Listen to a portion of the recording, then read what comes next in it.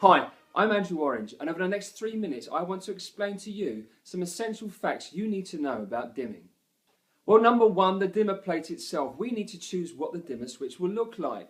Will it have a rotary knob, which is mains dimming, or will it have a button dimmer, which is a momentary switch, which uses a 1 to 10 volt signal?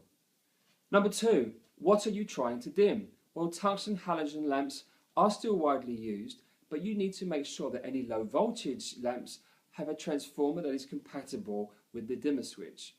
LEDs are difficult to dim. You need to make sure that the driver is compatible with the dimmer switch. Well, number three, compatibility. We need to make sure that our dimmer can talk to the lamps and the power supply units that are on the circuit we're trying to dim.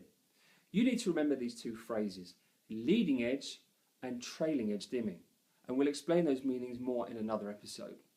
If you're using low voltage lamps on a circuit, then the transformer needs to be either leading edge or trailing edge, or indeed it can be both, and the dimmer itself needs to be leading edge or trailing edge to talk to each other.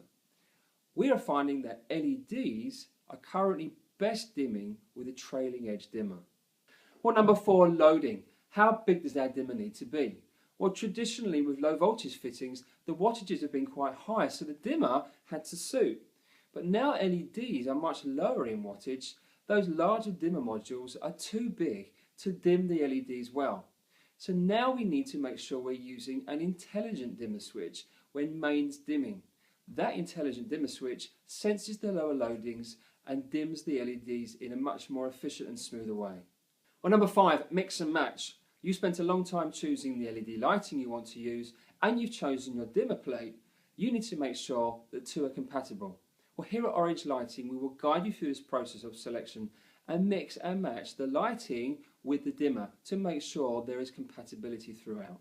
And number six, test, test, test. You need to make sure that every light fitting on the circuit you're trying to dim has been tested with the dimmer module you've chosen. LEDs are notoriously difficult to dim. You need to test first. Do you have a project that's driving you mad? Then talk to us here at Orange Lighting. If you found this video useful, please share it with others. Like us on Facebook, and we'll see you next time.